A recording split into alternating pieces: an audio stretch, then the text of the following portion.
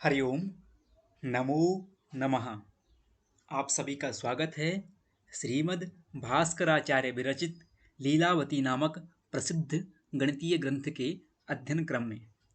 इसमें हम क्षेत्र व्यवहार नामक अध्याय का अध्ययन कर रहे हैं। इससे पूर्व वाले वीडियो में आप एक श्लोक पढ़े थे जिसकी व्याख्या और हिंदी अर्थ और कुछ सूत्र हम समझे थे। अब इस वाले वीडियो में हम उन्हीं सूत्रों के आधार पर, उसी श्लोक के आधार पर कुछ उदाहरण करके देखेंगे और उन उदाहरणों के माध्यम से हम कर्ण, जैसे चतुर्भुज के प्रथम कर्ण द्वितीय कर्ण का ज्ञान कैसे किया जाता है तथा अतुल्य और तुल्य कर्ण वाले समभुज चतुर्भुज का क्षेत्रफल कैसे ज्ञात किया जा सकता है तथा तुल्य कर्ण वाले विषम चतुर्भुज और आयत का क्षेत्रफल कैसे ज्ञात किया जा सकता है। साथ ही विषमभुज और समलंब चतुर्भुज का स्पष्ट क्षेत्रफल कैसे ज्ञात किया जा सकता है। इन बातों को हम जानेंगे और उदाहरण के माध्यम से इन चारों प्रकार के चतुर्भुजों का फल और उनका करणों का मान जानना सीखेंगे। तो आइए प्रारंभ करते हैं। सर्वप्रथम हम एक श्लोक देखेंगे जिसमें कुछ उदाहरण दिए गए हैं। यह श्लोक श्रीमद् भास्कराचार्य विरचित उनके ग्रंथ में प्राप्त होता है। इसके माध्यम से कुछ चतुर्भुज दे दिए गए हैं, कुछ तुल्य कर्ण वाले हैं, कुछ अतुल्य कर्ण वाले हैं, कुछ समभुज हैं। उन सभी का मान हम निकाल के देखेंगे। तो आइए पहले श्लोक देखते हैं। श्लोक क्या कहता है और उसमें बताए गए प्रश्न को समझते हैं। तो सर्वप्रथम श्लोक का उच्चारण करते हैं। कहते हैं, क्षेत्रस्य पंचकृतितुल्य चतुर्भुजस्य कर्णो ततश्च गणितं गणकप्रचक्ष्व तुल्यस्तुतेश्च खलु तस्य तथायतस्य यद्विस्तृतिरसमिताष्टमितं च दैर्घ्यम्। कहते हैं, हे गणक, क्षेत्रस्य पंचकृतितुल्य चतुर्भुजस्य, जिस चतुर्भुज की भुजाएं पांच के कृति के समान हों, अर्थात पांच के वर्ग के बराबर हों। इससे अभिप्राय हुआ कि जिस ऐसा कोई चतुर्भुज है जिसकी चारों भुजाओं का मान 25 है, क्योंकि 5 का वर्ग 25 होता है, जिसकी चारों भुजाओं का मान 25 है। जैसा कि आप यहाँ पर भी देख पा रहे होंगे, एक चतुर्भुज है, इसका मान 25 है, इसकी प्रत्येक भुजा का मान 25 है। फिर कहते हैं तुल्य चतुर्भुजस्य। इसको तुल्य चतुर्भुज इसलिए कहा गया क्योंकि यह सम चतुर्भुज है, इसकी सभी भुजाएं तुल्य हैं। फिर कहते हैं कर्णो ततश्च गणितम, और हे गणक, उनके कर्णों को भी बताएं और उसकी जो गणित है उसका क्षेत्रफल भी बताएं। फिर कहते हैं इसके अतिरिक्त तुल्यस्तुतेश्च खलु तस्य तथा आयतस्य, ऐसे ही भी चतुर्भुज का या आयत का क्षेत्रफल बताएं जो तुल्य श्रुति वाला हो, अर्थात तुल्य कर्ण वाला हो। ऐसे वर्ग का भी और ऐसे आयत का भी क्षेत्रफल ज्ञात करिए।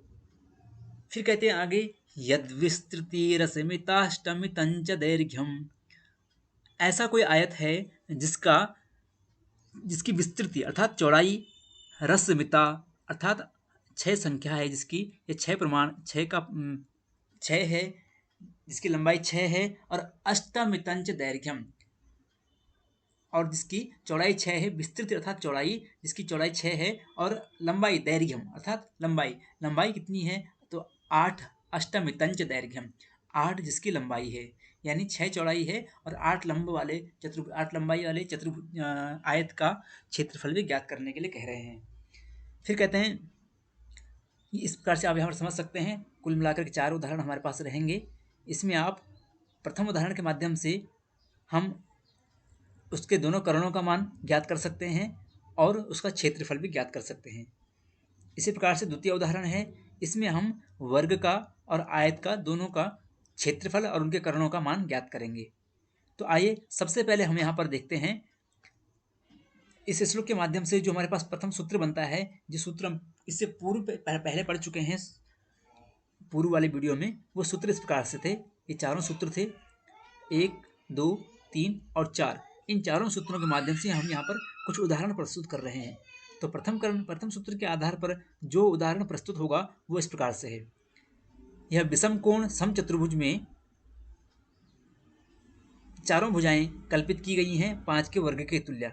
तो चारों भुजाएं जो हैं हमारे पास ये हैं 25, अब इसके कर्ण का मान हमें ज्ञात करना है, तो कर्ण का मान स्पष्ट नहीं है। किसी भी चतुर्भुज के दो कर्ण होते हैं, तो दोनों करणों में से यदि किसी का भी मान ज्ञात ना हो तो हम उसके लिए क्या करेंगे, तो कहते हैं कल्पित करें। पीछे हम सूत्र में पढ़े थे इष्टा इष्टाश्रुतिस्तुल्य चतुर्भुजस्य, तो यहाँ पर इष्ट कल्पना करनी पड़ेगी, यानी इष्ट मान के तुल्य हमें एक कर्ण की कल्पना करनी पड़ेगी और उसके अनुसार हम दूसरे कर्ण का मान ज्ञात करेंगे। तो यहाँ पर हमने जो कल्पित कर्ण किया उसका मान हो गया 30।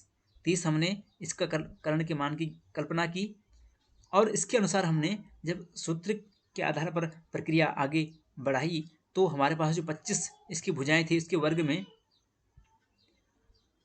चतुर्गुणित वर्ग में हमने उस कल्पित कर्ण के वर्ग को घटाया और जो घटाया हमारे पास उसका जो हमारे पास अंतरफल आया उसको हमने मूल ले लिया, तो उसका हमारा द्वितीय कर्ण हो गया। तो यहाँ पर हमने जिस प्रकार से किया है, यहाँ पर देख सकते हैं यहाँ के जो चारों भुजाएं हैं वो 25 हैं। 25 का जब हम वर्ग करते हैं तो हमारे पास 625 आता है और 625 को हम जब चतुर्गुणित कर लेते हैं तो हमारे पास कुल मिलाकर के 2500 संख्या प्राप्त होती है। इसी प्रकार से जब हम इष्ट कर्ण कल्पित जो हमने किया था 30, उसका जब हम वर्ग करते हैं 30 को 30 के साथ गुणा करके उसका वर्ग निकाल लेते हैं तो हमारे पास संख्या प्राप्त होती है 900। तो जब 2500 में हम 900 का अंतर करते हैं तो हमारे पास जो अंतरफल आता है वो 1600 प्राप्त होता है। इसका जब हम मूल लेते हैं तो 40, 1600 का मूल 40 आता है और यह हमारा जो मान होता है यही द्वितीय कर्ण का मान हो जाता है। तो इस प्रकार से हमारा प्रथम कर्ण का मान ज्ञात हो गया, या इष्ट कर्ण कल्पित किया था हमने, इसका मान 30 था। दूसरे का मान इष्ट कर्ण के आधार पर हमारा 40 निकला। इनकी सभी भुजाएं 25 हैं। अब इसका क्षेत्रफल जानना है हमें, तो क्षेत्रफल जानने का जो सूत्र है वो इस प्रकार से है कि जो हमारे दोनों कर्ण हैं, अर्थात जो हमने कल्पित किया था और उस कल्पित करने के आधार पर जो हमारा फल दूसरा कर्ण निकला था, उन दोनों को जब हम परस्पर गुणा करते हैं और गुणन के बाद गुणनफल के बाद उसको 2 से विभाजित करते हैं तो जो हमारे पास फल प्राप्त होता है वह उस चतुर्भुज का, अतुल्य कर्ण वाले समचतुर्भुज का क्षेत्रफल, वास्तव क्षेत्रफल हो जाता है। तो इस चतुर्भुज का जो क्षेत्रफल निकल के आया वो 600 निकल के आया, अर्थात प्रथम कर्ण हो गया 30, द्वितीय कर्ण हो गया 40 और इस संपूर्ण का जो क्षेत्रफल निकल के आया वह 600, ऐसा मान सकते हैं। तो इस प्रकार से प्रथम उदाहरण आपको स्पष्ट हो गया होगा।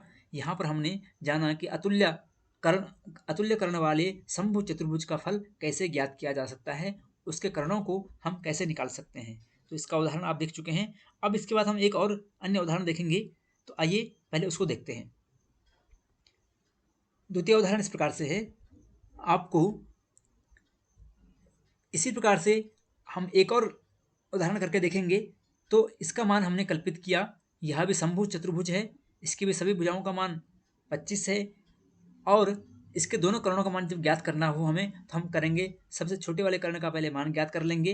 तो छोटा वाला जो कर्ण हमारे पास यहाँ है इसको हम इष्ट मान करके, इष्ट मान इसका हमने 14 मान लिया और 14 मान करके इसके अनुसार हम जब सूत्र के द्वारा बताई गई गणित के अनुसार जो कार्य करते हैं तो हमारे पास 48 अर्थात 48 इसका द्वितीय कर्ण का मान ज्ञात हो जाता है। यहाँ पर स्पष्ट उदाहरण दिखाया गया है।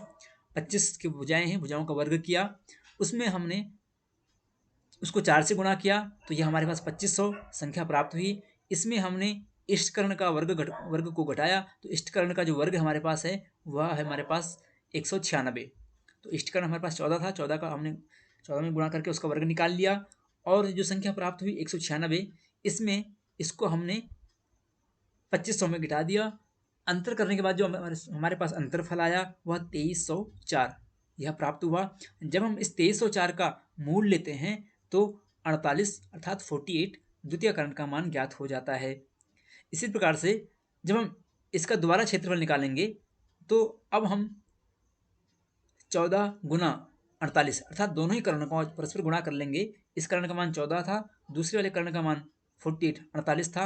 इन दोनों का जब परस्पर गुणा कर लेते हैं और 2 से विभाजित करते हैं तो भाग करने के बाद हमारे पास जो फल प्राप्त होता है वह 336 इसका क्षेत्रफल आ जाता है। तो इस प्रकार से हम इस समभुज अतुल्य करणों वाले चतुर्भुज का क्षेत्रफल, उसके करणों का मान आसानी से ज्ञात कर सकते हैं। इसका द्वितीय उदाहरण देखते हैं। हम दो दो उदाहरण देख चुके हैं यहाँ पर समभुज चतुर्भुज के। अब यहाँ पर जो दूसरा होगा वह हमारे पास वर्ग का क्षेत्रफल होगा। तो वर्ग का क्षेत्रफल कैसे ज्ञात करना है और वर्ग का कर्ण कैसे ज्ञात किया जा सकता है, वह भी हम यहाँ पर देखते हैं। तो भुज वर्ग जमा कोटि वर्ग बराबर कर्ण वर्ग होता है। यह हम सबसे पहले पूर्व में पढ़ चुके हैं। तो भुज हम उस भुजा को कहते हैं जो आधार वाली भुज होती है, और कोटि जो लंब रूप में होती है। इन दोनों भुजाओं का वर्ग करके जब हम योग करते हैं तो कर्ण का मान ज्ञात हो जाता है। तो इसी प्रकार से जब इसकी एक भुजाएं 25 मान, दोनों भुजाएं 25-25 की हैं इस वर्ग की, तो क्योंकि वर्ग की चारों भुजाएं समान मान की होती हैं और कर्ण भी उसके समान, दोनों कर्ण उसके तुल्य होते हैं। तो यहाँ पर वर्ग की दो भुजाओं को हमने जब वर्ग करके जोड़ा, तो जैसे भुज का वर्ग 25 था, इसका 25 का वर्ग को जोड़ा, और उसमें हमने कोटि का वर्ग भी, कोटि भी 25 है, इसका भी वर्ग को जोड़ा। उन दोनों का वर्गों को जब जोड़ते हैं तो हमारे पास, जोड़ने के बाद मूल लेते हैं तो हमारे पास जो मान आता है वह इसका कर्ण का मान ज्ञात हो जाता है। और वर्ग में दोनों कर्ण तुल्य होते हैं, इसलिए जितना जितना मान इस कर्ण का होगा उतना ही मान दूसरे वाले कर्ण का भी हो जाएगा। तो जब यहाँ पर हमने इस प्रक्रिया किया तो हमारे पास जो संख्या प्राप्त हुई 35.35, यह संख्या प्राप्त हुई। अर्थात 1225 हमारे पास दोनों का वर्गों का योग आया था, और उसको जब हमने मूल लिया तो हमारे पास 25 करणीगत 2 यह मान प्राप्त हुआ, जिसको हम 35.35 के रूप में जानते हैं। तो इस प्रकार से इसका करणों का मान भी ज्ञात हो जाता है। अब यदि वर्ग का क्षेत्रफल निकालना हो तो वर्ग का क्षेत्रफल निकालने के लिए हम भुज गुणा कोटि करते हैं। यही हम पीछे सूत्र में पढ़े थे। और भुज और कोटि का जब हम गुणा कर लेते हैं तो हमारे पास जो फल आता है वह उस वर्ग का क्षेत्रफल होता है।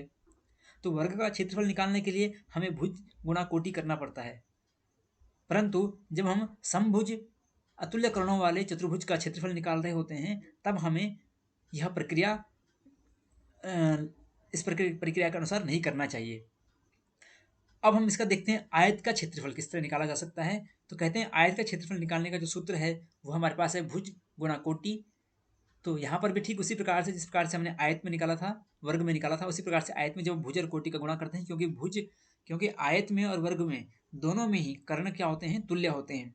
इसलिए यहाँ पर भुजाओं का मान आयत में भले ही अलग अलग हो, लेकिन सूत्र निकालने का, उसका क्षेत्रफल निकालने का जो सूत्र होगा वह ठीक वैसे ही होगा जैसे वर्ग में होता है। तो यहाँ पर हमारी भुज है 6 और कोटि है 8। इन दोनों का गुणा करते हैं तो गुणनफल जो प्राप्त होता है हमारे पास वह 48 अर्थात 48 इसका क्षेत्रफल निकल के आता है। इस प्रकार से हम आयत का क्षेत्रफल, वर्ग का समान भुजाओं वाले वर्ग का क्षेत्रफल और उसके करणों का मान हम ज्ञात कर सकते हैं। तुल्य करणों वाले समभुज चतुर्भुज का क्षेत्रफल और अतुल्य कर्ण वाले समभुज चतुर्भुज का क्षेत्रफल भी ज्ञात कर सकते हैं। अब इसी क्रम में हम एक और सूत्र हमारे पास था जिसको हम लंबेन निग्नम कुमुखैक्य खंडम इस रूप में जानते हैं। यह हमारे पास जो सूत्र हम पीछे वाली वीडियो में पढ़े थे उसकी अंतिम पंक्ति में यह सूत्र बताया गया है, शायद याद होगा। हमारे पास लंबेन निग्नम कुमुखैक्य खंडम, इस सूत्र के आधार पर हम उस चतुर्भुज का भी क्षेत्रफल निकाल सकते हैं जिसकी सभी भुजाओं का मान अलग है परंतु लंब तुल्य हैं। जैसा कि यहाँ पर आपके सामने दिखाई दे रहा है, यहाँ पर आधार वाली भुजा का मान 14 है, बाईं भुजा का मान 13 है, दाईं भुजा का मान लंब के तुल्य ही है और लंब का मान 12 है। तो 12 ही उसकी दाईं भुजा का मान भी हो गया और शीर्ष वाली भुजा का जो मान है वह 9 है। तो यदि ऐसे चतुर्भुज का क्षेत्रफल निकालना हो, इसको समलंब चतुर्भुज कहते हैं क्योंकि इसके दोनों ही लंब क्या हैं, समान है। यानी यह जो लंब है इसका, इस लंब के तुल्य ही यहाँ पर इस भुजा का मान भी है, यह लंब के तुल्य ही है। तो इस वजह से, इसी कारण से हम इसको समलंब चतुर्भुज कहते हैं। यदि इसका क्षेत्रफल जानना हो तो इसके लिए हमारे पास सूत्र था लंबेन निग्नम कुमुखैक्य खंडम, अर्थात लंब को हम उसकी शीर्ष वाली भुजा, मुख वाली भुजा से गुणा करते हैं और दोनों का परस्पर गुणा करने के बाद जोड़ देते हैं। सॉरी, यहाँ पर हमें याद रखना है, यहाँ पर गुणा नहीं करना है, यहाँ पर जोड़ना है हमें। यानी आधार वाली भुजा में हम शीर्ष वाली भुजा का योग करेंगे और उन दोनों को जोड़ने के बाद हम, क्योंकि यहाँ पर सूत्र जैसे कह रहा है कुमुखैक्य खंडम, कु अर्थात आधार वाली भुज और मुख अर्थात शीर्ष वाली भुज, इन दोनों का ऐक्य करना है, इन दोनों को जोड़ देना है। तो जिन दोनों भुजाओं को जोड़ देने के बाद जब हम हमारे पास योगफल आता है, उस योगफल का आधा करते हैं और उस आधे योगार्ध को हम लंब से गुणा करते हैं। जो लंब का मान जितना होगा, यहाँ पर लंब का मान 12 है, इससे जब गुणा करते हैं तो हमारे पास इस समलंब चतुर्भुज का क्षेत्रफल निकल के आ जाता है। कैसे, अब यहाँ पर करके देखते हैं। यह सूत्र है, इस सूत्र के अनुसार हमने किया। हमारे पास आधार वाली भुजा जो है यहाँ पर, उसका मान 14 है। शीर्ष वाली भुजा का मान 9 है। 14 और 9 को जब हम जोड़ते हैं तो हमारे पास जो मान आता है उसको हम 2 से गुणा करते हैं, 2 से विभाजित करते हैं, क्षमा करें। तो 14 और 9 को हमने जोड़ा, 23 हमारे पास मान निकल के आया। और उस 23 को जब हम 2 से विभाजित करते हैं तो 11.5 यह संख्या प्राप्त हुई। इसको हम 12 से गुणा करते हैं तो हमारे पास स्पष्ट क्षेत्रफल अर्थात 138 138 इसका संपूर्ण का क्षेत्रफल निकल के आता है। इसी प्रकार से हम इसका संपूर्ण क्षेत्रफल ज्ञात कर सकते हैं। आप जान चुके हैं, इसमें हमने 5 विषयों को लगभग जान चुके हैं, जिसमें हम सबसे पहले जाने थे कि समभुज अतुल्य करणों वाले समभुज चतुर्भुज का क्षेत्रफल, उसके दोनों करणों का मान। 2 विषय यह थे, हम जान चुके हैं। इसके बाद हम जाने थे कि वर्ग क्षेत्र में या तुल्य कर्ण वाले क्षेत्र में, समभुज समकर्ण वाले क्षेत्र में उसका क्षेत्रफल कैसे ज्ञात किया जा सकता है और उसके करणों का मान भी कैसे ज्ञात किया जा सकता है। इसके बाद हम लोग जाने थे कि भुज और कोटि का जो गुणा होता है, वर्गों का गुणनफल होता है, भुज वर्ग जमा कोटि वर्ग का जो क्षेत्रफल होता है, का जो फल होता है वह वर्ग का क्षेत्रफल होता है। और ठीक इसी प्रकार से आयत का भी हम जान चुके हैं। तो इस प्रकार से हम इसमें 4-5 विषय लगभग जान चुके हैं, जिसमें हम 2 करणों का मान, एक को कल्पित करके दूसरे का कर्ण का मान निकाला है। उसी के अनुसार हमने अन्य और भी विषयों को जाना। तो आशा करता हूँ यह स्पष्ट, इससे बहुत सी बातें स्पष्ट हो गई होंगी और उदाहरण के सहित श्लोक यहाँ पर आपके सामने प्रस्तुत किया गया। अब आपको पुनः एक नए वीडियो के साथ में कुछ और विषय को लेके आएंगे। तब तक के लिए आप सबको नमस्कार, नमो नमः।